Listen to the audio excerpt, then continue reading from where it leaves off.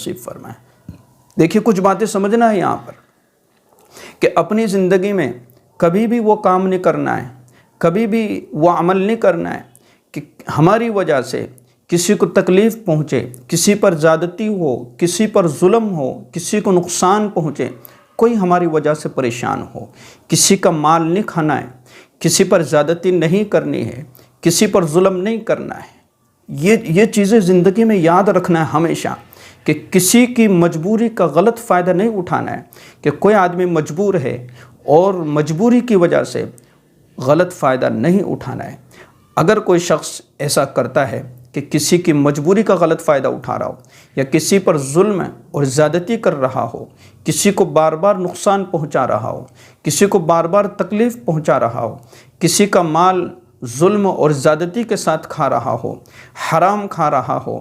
اور اسی طریقے سے جو ہے کسی کو بہت زیادہ نقصان پہنچا رہا ہو، تو اس کا انجام آخری عمر میں اس کو بھگتنا پڑتا ہے۔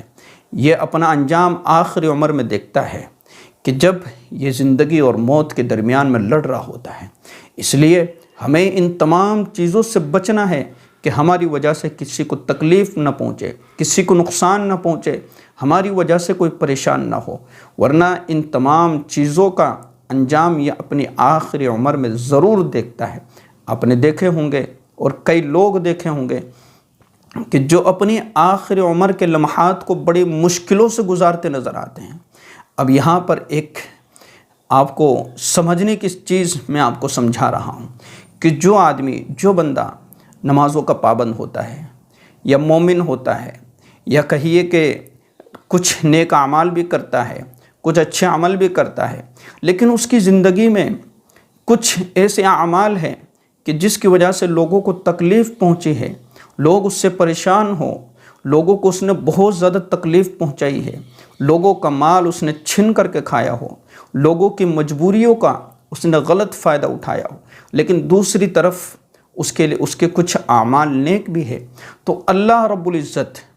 اس کی ان تمام چیزوں کو معاف کرنے کے لیے یا اس کی خطاؤں کو معاف کرنے کے لیے، اس کی غلطیوں کو معاف کرنے کے لیے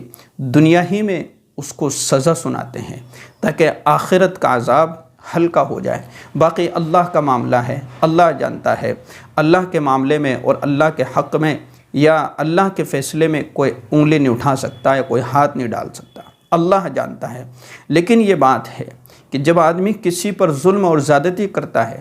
کسی کا نقصان کرتا ہے اور وہ اسی نقصان پر مصر رہتا ہے، یعنی اڑا ہوا رہتا ہے، بار بار ظلم کر رہا ہے، بار بار زیادتی کر رہا ہے، بار بار کسی کو پریشان کر رہا ہے اور اپنی ان چیزوں سے باز نہیں آتا،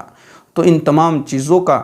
انجام وہ اپنی آخری عمر میں ضرور دیکھتا ہے۔ اس لیے میرا عزیزو، ہمیں عبرت حاصل کرنا چاہیے ایسے واقعات سے کہ ہم اپنی زندگی کو سنواریں، ہم اپنی زندگی کو بنائیں، ہم حرام کاری سے بچنے کی کوشش کریں، حرام خوری سے بچنے کی کوشش کریں۔ حرام خوری یعنی حرام چیزوں کے کھانے سے اپنے آپ کو بچائیں، یعنی حرام چیزوں سے پرہیز کریں۔ جیسے سود ہے، بیاض ہے، کسی کا مال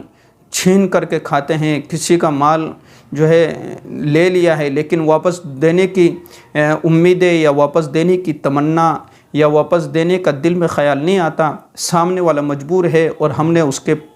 جو ہے لاکھوں روپے اور ہزاروں روپے دبا کر کے بیٹھ گئے، تو تمام وہ چیزیں ہیں کہ جو